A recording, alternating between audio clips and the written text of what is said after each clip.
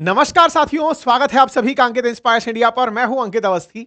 दुनिया में एक ऐसी घटना घटी है जिसे देखकर निश्चित ही आपको किसी पर तरस आएगा और किसी की चालाकी पर गुस्सा। चर्चा कर रहे हैं साथियों आज अमेरिका और सऊदी अरब के बीच घटित हुई एक ऐसी ही घटना की जिसमें वो F-35 जिसके बारे में कल ही हमने आपको जानकारी दी थी कि राफेल वर्सेस F-35 की लड़ाई में राफेल कैसे जीता था।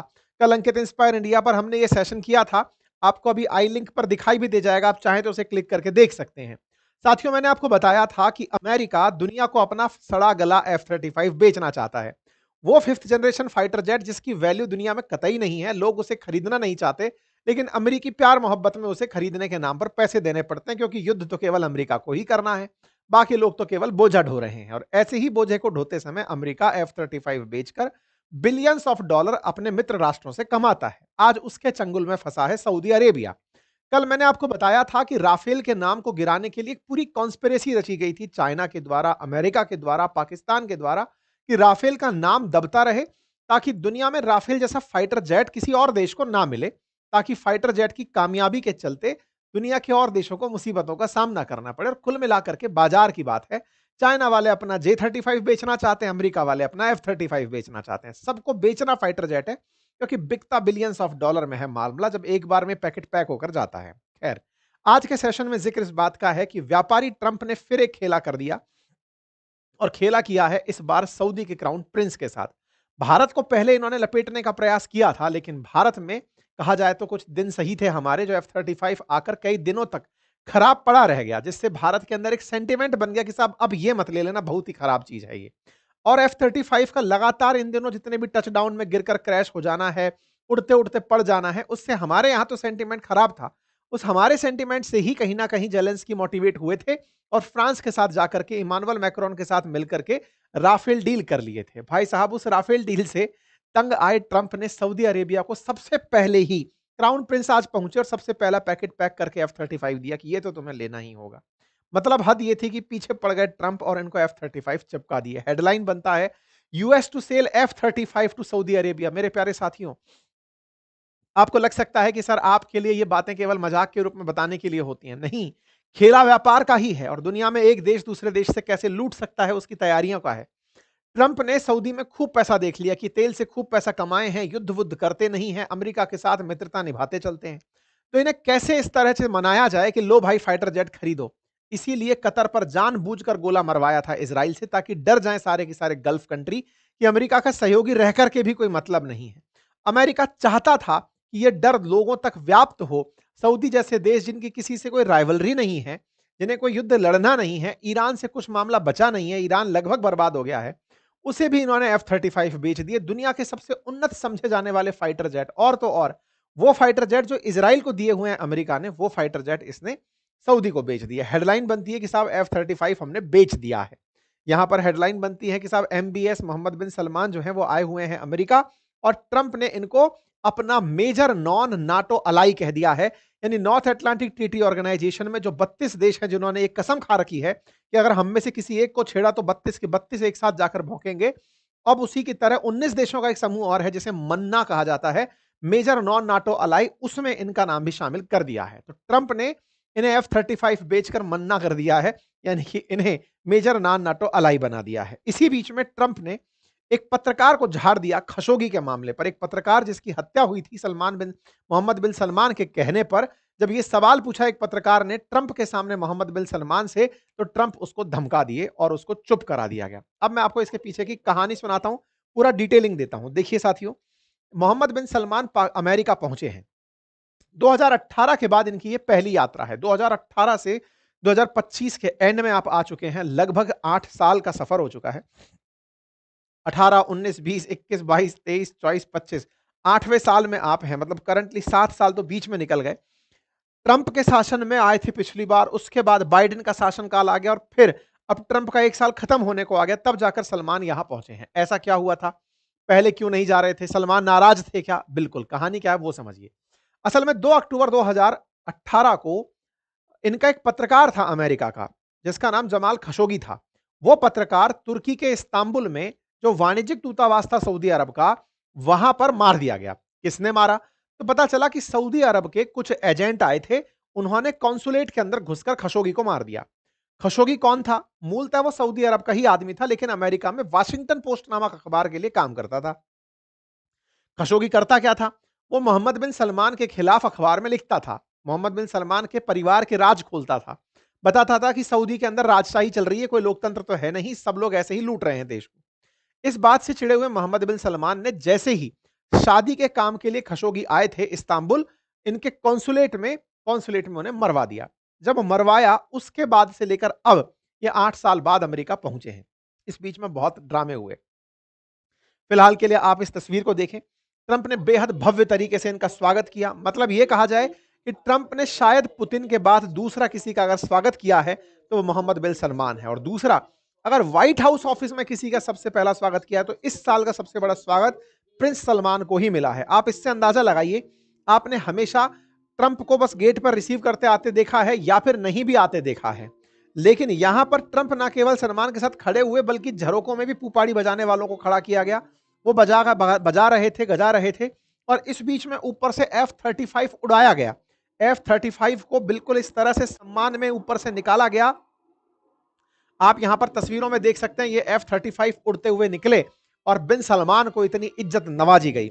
ये सारी ताकत आफ्टर ऑल पैसे की है मेरे प्यारे दोस्तों। यहां पर ये जो F-35 जिसके सलमान में उड़ रहे हैं, उनका नाम मोहम्मद बिन सलमान है। ये इस बार बाजार के अंदर माल खरीदने उतरे हैं, इसलिए तो रेड कारपेट पर इनका इंतजार हो रहा है। ट्रंप इन्हें रिसीव करने खुद पहुंचे हैं और इन्हें रिसीव करते समय इनके सामने इस प्रकार से F-35 को उड़ाया गया है कि यही है जो आपको पैकेट में पैक करके हम देने वाले हैं। सलमान गदगदा गए और भाई साहब $1 ट्रिलियन का मामला सेट कर दिए कि सर $1 ट्रिलियन अमेरिका में निवेश करने हम आ रहे हैं। तभी तो हमने कहा था कि ट्रंप ने इनको ठग लिया है। कुल मिलाकर सलमान को इस बात की कि तुम्हें 2018 से अमेरिका टीज कर रहा है। अभी अमेरिका टीज करने की कहानी क्या है, थोड़ा सा वो जान लीजिए। इसके बारे में हमने हालांकि आगे भी कवर किया है चीजों को, लेकिन फिलहाल ही बता देते हैं। देखिए क्या था ना, जब ट्रंप को यह पता चला था, आगे मैं बताऊंगा, कि सलमान ने ही मरवाया है, तब से इनके साथ में मांडोली की जा रही थी कि देख लो भाई, तुम्हारे साथ में बहुत सारी दिक्कतें मैं खड़ी कर सकता हूं, तुम्हें दिक्कतें रोकने के नाम पर पैसा देना होगा। ये करप्ट करने का काम जो किया ट्रंप ने, यानी बिकने का जो काम किया, आज उसी का नतीजा है कि इन्होंने इतना भव्य स्वागत यहां पर किया। कुल मिलाकर के मोहम्मद बिन सलमान ने ट्रंप से अपना स्वागत पैसे के दम पर करवाया है। ये जो तस्वीरें आप देख रहे हैं इन लोगों के बैठे हुए की, उन तस्वीरों की भी व्याख्या अब आप समझ सकते हैं। ये वो सीन था जिस समय ट्रंप के सामने एक एबीसी न्यूज की पत्रकार थी जिसके द्वारा सवाल पूछा गया। सवाल सिंपल था, पत्रकार का नाम मैरी ब्रूस था। मैरी ब्रूस ने सवाल सिंपल किया कि सर एक बात बताइए कि आपके काल में जमाल खशोगी मारा गया था, जमाल खशोगी जिसके लिए अभी भी प्रोटेस्ट होते हैं। ट्रंप बैठे थे सऊदी बिन सलमान के साथ में, प्रिंस सलमान के साथ में। सामने खड़े पत्रकारों में से महिला पत्रकार जो एबीसी न्यूज की थी, उन्होंने सवाल पूछ लिया कि सर अमेरिका की ही रिपोर्ट में पता चला था कि वाशिंगटन पोस्ट के पत्रकार खशोगी को मोहम्मद बिन सलमान ने ही मारा था या उसके इशारों पर मरवाया गया था। दूसरा, आपका परिवार सऊदी अरब में व्यापार करता है, क्या आपको नहीं लगता कि अमेरिका की खुफिया एजेंसी खुद कह रही हैं कि यह सब काम मोहम्मद बिन सलमान का किया हुआ था और आपका परिवार उनके साथ व्यापार कर रहा है और आप इन्हें अब बिठाए बैठे हैं? इस पर ये चिढ़ गए। बोले पूछा तुम कहां से हो? तो उसने कहा साहब मैं तो उससे हूं, एबीसी न्यूज से हूं। बोले वो फर्जी खबर देता है। मतलब इन्होंने मुंह पर ही पत्रकारों को धमका दिया। इन मैडम को जो कि पूछ रही हैं सवाल, इनसे कह दिया कि वो तो फर्जी खबर देता है, तुम्हारा अखबार फर्जी है। एबीसी न्यूज को फर्जी खबर करार देकर के इन्होंने निकाल दिया। लेकिन अब आपको इस मामले की तह तक तो जाना पड़ेगा, क्योंकि जिस सवाल पर ट्रंप भड़के थे वो हकीकत थी। जमाल खशोगी की पत्नी अभी भी यही डिमांड करती हैं कि अमेरिका कभी तो अपनों के लिए बात करेगा। वाशिंगटन पोस्ट में लिखने वाले, खबर लिखने वाले, जमाल खशोगी की मौत पर अमेरिका कुछ तो बोलेगा। अब थोड़ा खशोगी की कहानी आ ही गई है तो थोड़ा सा और ब्रीफ में समझ लेते हैं। ये है जमाल खशोगी। मूलतः रहने वाले सऊदी अरब के ही थे, लेकिन अमेरिकी नागरिक बन गए थे। अमेरिका में रहते थे और अमेरिका में वाशिंगटन पोस्ट के लिए लिखा करते थे। वाशिंगटन पोस्ट के लिए लिखा करते थे, लेकिन इन्हें अपनी शादी के सिलसिले में जाना हुआ था वाणिज्यिक दूतावास में, तुर्की के अंदर इस्तांबुल में इनकी शादी होनी थी इन मैडम के साथ में। और ये इस्तांबुल में जो सऊदी का कॉन्सुलेट है, हर देश का कॉन्सुलेट होता है दूसरे देश के साथ में, वाणिज्यिक दूतावास होता है जहां पर उन्हें व्यापार करना होता है। हर देश का होता है, कंपलसरी नहीं है, लेकिन जिन्हें व्यापार रखने होते हैं, जैसे भारत के अंदर अमेरिका का वाणिज्यिक दूतावास भी है, भारत का अमेरिका में वाणिज्यिक दूतावास भी है। मतलब ये एम्बेसी के अलावा कुछ और ऑफिसेज होते हैं जहां पर व्यापार संबंधी भी बातें की जा सकती हैं। यहाँ पर खशोगी एक ऐसे ही इस्तांबुल के अंदर वाणिज्यिक दूतावास में घुसते हुए दिखाई देते हैं जो सऊदी अरब का बना हुआ है। ये घुसते दिखाई तो देते हैं लेकिन कभी वापस आते हुए दिखाई नहीं देते। एक वीडियो वायरल होता है जिसमें ये जाते हैं और इनके पीछे से कुछ और लोग एंट्री करते हैं। बस ये आखिरी वीडियो उनका रिकॉर्ड होता है 2 अक्टूबर 2018 को। जानकारी मिलती है कि ये कहानी यहीं पर समाप्त हो गई थी। सलमान ने आदेश दिया था कि इन्हें वहीं मार दो। मोहम्मद बिन सलमान के ऊपर लगा आरोप, देखिए जो कॉन्सुलेट होता है ना, वो उस देश की विरासत मतलब प्रॉपर्टी होती है। जैसे अमेरिका का कॉन्सुलेट अगर भारत में है, तो वो अमेरिका की ही प्रॉपर्टी है, मतलब अमेरिकी ही कानून उसमें लागू होते हैं, भारत के कानून उसमें लागू नहीं होते। लेकिन तुर्की ने बाकायदा बार-बार वो वीडियो जारी करके बताया कि देखो खशोगी अंदर गया था, बाहर नहीं आया, ये सऊदी के अंदर ही मारा गया, यानी सऊदी ने ही मरवाया है। तो ये जानकारी बाहर निकल कर आने लगी। जब बाहर जानकारी निकल कर आई तो ट्रंप उस समय राष्ट्रपति हुआ करते थे अमेरिका के। ट्रंप ने कहा अगर खशोगी को सऊदी ने मरवाया है तो मैं उनके ऊपर प्रतिबंध लगाऊंगा। ट्रंप ने कहा कि मैं सीवियर पनिशमेंट दूंगा अगर खशोगी की हत्या के पीछे सऊदी का हाथ हुआ। यह अक्टूबर 2018 की खबर है जब ट्रंप धमका रहे थे सऊदी को। लेकिन सऊदी जानता था कि ट्रंप बिकाऊ हैं, ट्रंप एक व्यापारी हैं जिन्हें खरीदा जा सकता है। ऐसे में सलमान ने प्रिंस सलमान ने ट्रंप के साथ डीलिंग करना शुरू किया। ट्रंप अपने पूरे कार्यकाल में फाइल दबाकर बैठ गए। कहा कि मैं इस बारे में कुछ नहीं कहूंगा। ऐसे में ट्रंप के प्रशासन के द्वारा सऊदी के कई ऑफिशियल्स पर तो पाबंदी लगाई गई, लेकिन सलमान के ऊपर कोई पाबंदी नहीं लगी। इलेक्शन जब आए 2020 में, तो बाइडेन खड़े हुए और उन्होंने कहा कि मैं खशोगी की हत्या के जुल्म में मोहम्मद बिन सलमान पर पनिशमेंट लगाऊंगा, उनके ऊपर प्रतिबंध लगाऊंगा अगर मैं जीत कर आता हूं। अमेरिकी जनता ने बाइडेन को चुनाव जिता दिया। बाइडेन चुनाव जीतकर आते हैं, सोचते हैं कि अब वो सलमान पर कोई कार्रवाई करेंगे, लेकिन समय बीतता जाता है। बाइडेन पूरे 4 साल कंप्लीट कर जाते हैं, लेकिन प्रिंस सलमान का बाल भी नहीं बिगाड़ पाते हैं। कारण क्या था? 2022 में पुतिन ने यूक्रेन को कूटना पीटना शुरू कर दिया था। ऐसे में दुनिया में तेल के भाव बढ़ने लगे। अमेरिका को मजबूरन सऊदी के साथ समझौता करना पड़ा कि तुम तेल का उत्पादन बढ़ाओ ताकि दुनिया में तेल की कीमतें घटी रहें, ताकि लोग अमेरिका को क्रिटिसाइज ना करें। यूएस की इसी बीच में इंटेलिजेंस रिपोर्ट आ जाती है कि मोहम्मद बिन सलमान ने ही खशोगी मरवाया था, लेकिन उस पर कुछ नहीं होता। हर तरह की खबरें थी, सब फाइलें दबा दी गई, सारी न्यूज, सारी मीडिया ब्रीफिंग्स, यूएस ने सब कुछ किया, लेकिन सलमान का कुछ नहीं बिगाड़ पाए। ऐसे में बाइडेन को मजबूरन में सऊदी अरब आना पड़ा। जो बाइडेन चुनाव में यह कहकर उतरे थे कि मैं जीत गया तो मैं इनके ऊपर प्रतिबंध लगाऊंगा, वो मजबूरन इनसे मिलने आए, लेकिन मिलते समय इन्होंने इस तरह से मुट्ठी मिलाकर के हाथ मिलाया, हैंड शेक नहीं किया। कहा जाता है कि इधर से सलमान नाराज थे, इधर से इनकी अपनी मतलब कुछ थी डिप्लोमेसी। तो ये दृश्य काफी इंपॉर्टेंट बना जब बाइडेन मुट्ठी लेकर के ही आगे बढ़े थे कि हाँ भाई मजबूरी में हमें आना पड़ रहा है। लेकिन बाइडेन का यहां पर बढ़िया स्वागत सत्कार हुआ था सऊदी के अंदर। ट्रंप ये जानते थे कि सऊदी के साथ में व्यापार ही एकमात्र ऑप्शन है, इनके साथ दुश्मनी ऑप्शन नहीं है, क्योंकि दुनिया में सबसे बड़े तेल उत्पादक देशों में और सुन्नी मुसलमानों के सबसे बड़े लीडर्स में सऊदी का नाम आता है। इस बात को समझते हुए ही इन्हें इस हत्या के जुल्म से बरी कर दिया गया। ट्रंप प्रशासन ने इनके साथ जो प्यार निभाया, असल में वो प्यार मजबूरी में पनपा था। रशिया और यूक्रेन के युद्ध में सऊदी का तेल चाहिए था, इसीलिए बाइडेन ने इनके ऊपर कोई प्रतिबंध नहीं लगाया। ट्रंप व्यापारी आदमी ठहरे तो यहां पर यह तय था कि ट्रंप जैसे पिछले कार्यकाल में सलमान पर कुछ नहीं करके गए, अगले कार्यकाल में भी कुछ नहीं करेंगे। अब आप विचार करिए, ट्रंप ने एक पत्रकार की जान की क्या कीमत वसूली होगी, आप जानकर आश्चर्य करेंगे। 18 के बाद 2025 में जाकर सलमान अमेरिका पहुंचे हैं। सोचो, $600 बिलियन का इन्वेस्टमेंट करने वाला सऊदी अमेरिका में $1 ट्रिलियन के इन्वेस्टमेंट के लिए तैयार हो गया। एक पत्रकार की जान की कीमत $1 ट्रिलियन तक पहुंच गई। आप न्यूज देख रहे हैं आज की, जिसमें सऊदी ने कहा है कि वो अमेरिका में $1 ट्रिलियन इन्वेस्ट करेगा, जिससे अमेरिकियों को रोजगार मिलेगा। हेडलाइन बनती है, कहा जाता है Saudi crown Prince announce countries investment in United states could reach $1 trillion. India की जीडीपी $4 ट्रिलियन है, हमारी 1/4 ट्रिलियन मतलब इकोनॉमी, तो ये वहां जाकर इन्वेस्टमेंट करके आ जाएंगे। इतना पैसा ये अमेरिका को दे रहे हैं, अमेरिका इनका वेलकम क्यों ना करे।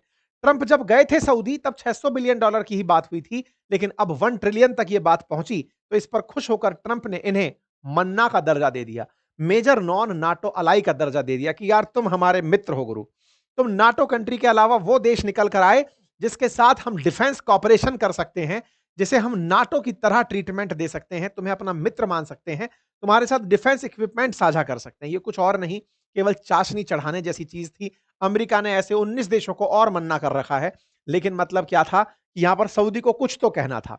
नाटो मेंबर्स तो 32 देश हैं, जिनमें से किसी एक पर भी हुआ हमला सब पर हमला माना जाएगा, उसमें इन्हें शामिल नहीं किया गया और इन्हें मेजर नॉन नाटो अलाई कर दिया गया। इसके तहत इन्हें कुछ फैसिलिटीज मिलेंगी। हो सकता है कि आने वाले समय में यूएस अपने जो वॉर के स्टॉक पाइल्स हैं वो सऊदी में रखना लगे। आसान भाषा में अमेरिका को एक और देश ऐसा मिल गया जिस पर जाकर के वो अपना बेस बना सकता है। दुनिया में कुल 19 देशों में Argentina, Australia, Bahrain, Brazil, Colombia, Egypt, Israel, Japan, Jordan, Kenya, Kuwait, Morocco, New Zealand, Pakistan, Philippines, Qatar, South Korea, Thailand, Tunisia already शामिल हैं। इसका मतलब इस देश में शामिल, इन लिस्ट में शामिल होना कोई बड़ी उपलब्धि नहीं है। इनमें से पाकिस्तान भले ही आपको सरप्राइज कर रहा हो, लेकिन यहां पर ट्यूनीशिया जैसा देश शामिल है, थाईलैंड शामिल है, साउथ कोरिया, कतर, फिलीपींस शामिल है। तो ये कोई बहुत बड़ा इंपैक्ट क्रिएट नहीं करता। केन्या शामिल है, लेकिन हाँ, अमेरिका ने इन्हें मना देश के अंदर शामिल कर दिया। इससे खुश होकर के इन्हें यह लगने लगा कि अब इसराइल इन पर गोला नहीं फेंकेगा। रात को ट्रंप ने डिनर पर इनके स्वागत में बहुत सी बातें कही और कहा कि मैं इन्हें अपना एक बड़ा एलाई मानता हूं और इनके साथ दोस्ती आगे चल के बड़े काम की होगी। व्हाइट हाउस ने खूब सारी बढ़िया बढ़िया इनकी तारीफें लिख दी और कहा कि इन्हें हम F-35 फाइटर जेट बेच रहे हैं। F-35 फाइटर जेट जो इन्होंने अपने नाटो अलाई और मन्ना अलाइज को बेचे हुए हैं। बकायदा रात को इनके लिए डिनर होस्ट किया जाता है। डिनर की तस्वीरें बाहर आती हैं। यहाँ पर बकायदा लेडी जो फर्स्ट लेडी हैं वो भी अपनी तरफ से इस बात को मेंशन करती हैं कि साहब डिनर दे दिया है हमने बढ़िया। ट्रंप बढ़िया सारी तारीफों में सऊदी अरब के लगे रहते हैं और खूब सारी तारीफें कसते हैं।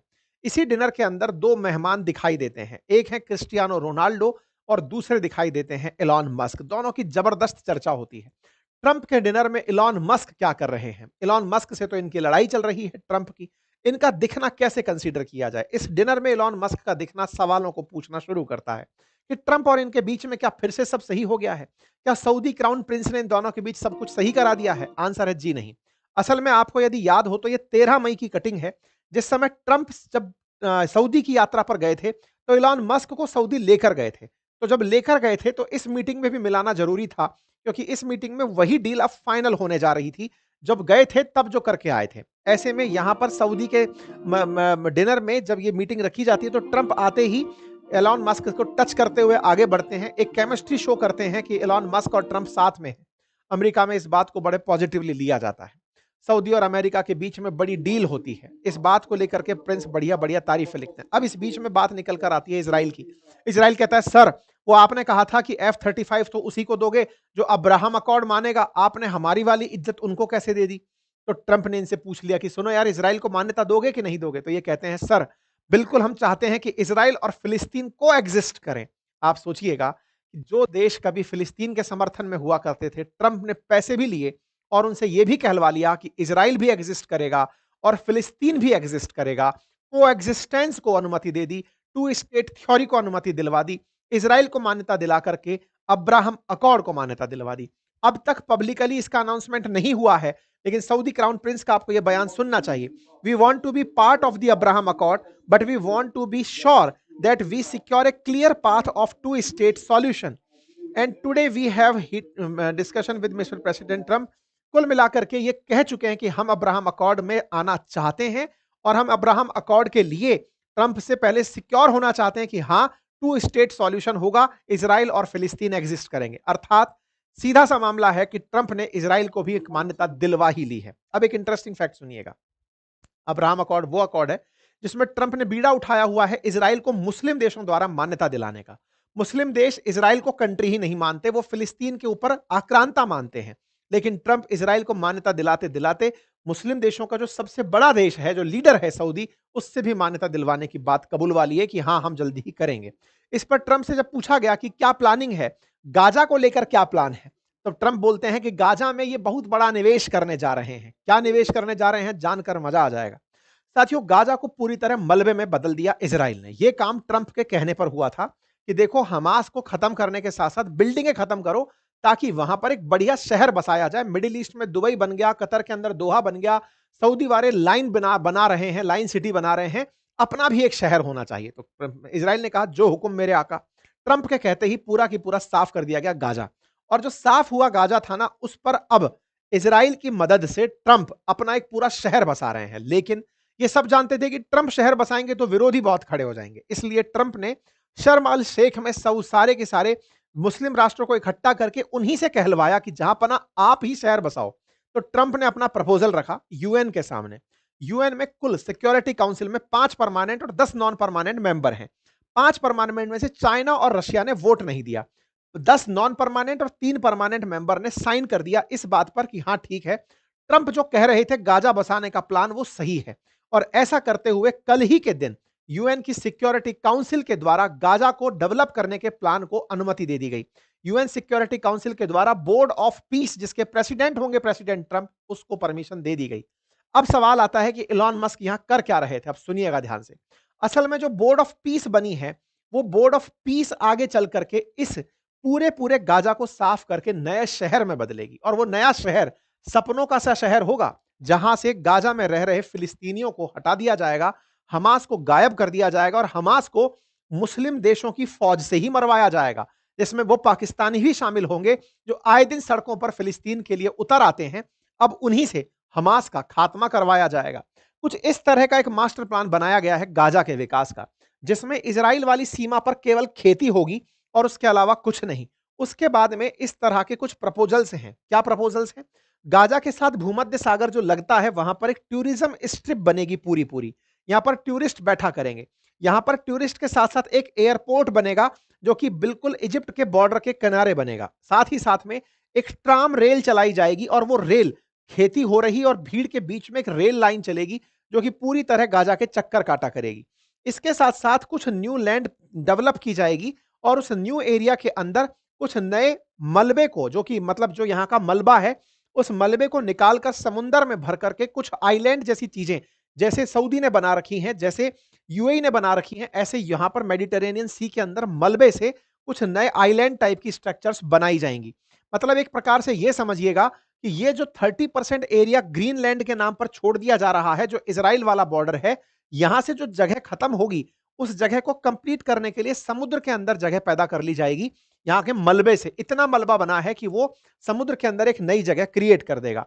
इस तरह से इजिप्ट के इस तरह से यहां पर पूरे 10 नए मेगा प्रोजेक्ट चलेंगे और उन मेगा प्रोजेक्ट में से इलॉन मस्क अपने एक स्मार्ट मैन्युफैक्चरिंग जोन यहां पर डालेंगे। इसीलिए ये सब लोग यहां एकत्रित हुए थे। यहां पर गाजा इंफ्रा बनेगा, अब्राहम गेटवे बनेगा, एमबीएस रिंग बनेगी, अब्राहम मतलब इस प्रकार के तमाम गाजा पोर्ट और एयरपोर्ट बनेगा। ये सब चीजें बनेंगी और ट्रंप का गाजा ट्रंप रिवेरा और आइलैंड बनेंगे जो कि गाजा के अंदर तैयार किए जाएंगे। ये पूरा शहर इस तरह से बदल दिया जाएगा, फिलिस्तीन का नामो निशान खत्म हो जाएगा। एक इंटरनेशनल सिटी के रूप में गाजा सिटी बनकर आ जाएगी, जिसमें बहुत सारे टूरिज्म डेस्टिनेशन, एक तरह से समझिए कि गाजा की जो प्राइम लोकेशन है ना, वो प्राइम लोकेशन दुबई से भी जबरदस्त है। मतलब आने वाले समय में दुबई से ज्यादा बेहतरीन सिटी होगी गाजा। इस प्लान के साथ में अब ये सब लोग लग रहे हैं। इन सब लोगों ने, जैसे होता है ना कि हाँ भाई चलो अब चांद पर जमीन लेनी है, ऐसे गाजा को साफ करके भूमध्य सागर का सबसे खूबसूरत शहर बना देंगे। इस तरह की प्लानिंग में सऊदी के क्राउन प्रिंस को लिया जा रहा है। ये जो मलबा आप देख रहे हैं ना, इसी मलबे से समुद्र के अंदर आइलैंड बनाने का प्लान किया जा रहा है। इस काम के लिए सऊदी प्रिंस को यहां पर मना लिया गया है। कुल मिलाकर के ट्रंप ने इज्जत देकर के इनसे बहुत सारा पैसा वसूल लिया है। ये प्रिंस सलमान भी समझ रहे हैं, दुनिया भी समझ रही है, लेकिन ट्रंप मिस्टर पीस प्रेसिडेंट ही नहीं, एक बड़े व्यापारी हैं जो इस बात को सिद्ध करने में कामयाब हो गए हैं। भला हो भारत इनकी चिकनी चुपड़ी बातों में नहीं आया, अदरवाइज भाई साहब बहुत महंगा पड़ते। कुल मिलाकर यह जरूर है कि पाकिस्तान ने इनको खरीदने के लिए रिश्वत दी थी। भारत इनके साथ अपने रिश्तों को बड़े ही संयम के साथ लेकर आगे चला। यह बात समय के साथ सिद्ध तो होती जा रही है। बाकी आप लोग इस विषय पर क्या सोचते हैं, अपनी राय कमेंट बॉक्स में जरूर रखिएगा। चैनल पर नए हैं तो सब्सक्राइब कर लीजिए और हाँ, फ्री में डीमैट अकाउंट खोलने के लिए हम आपको एक लिंक कमेंट बॉक्स में पिन कर रहे हैं। अगर आप ट्रेडिंग करना चाहते हैं तो वहां पर आप फ्री डीमैट अकाउंट खोल सकते हैं। साथ ही साथ बातें बाजार की एप्लीकेशन पर स्टॉक मार्केट और म्यूचुअल फंड से रिलेटेड मेरे कोर्स उपलब्ध हैं, आप उन्हें वहां से जाकर देख सकते हैं, सीख सकते हैं। धन्यवाद।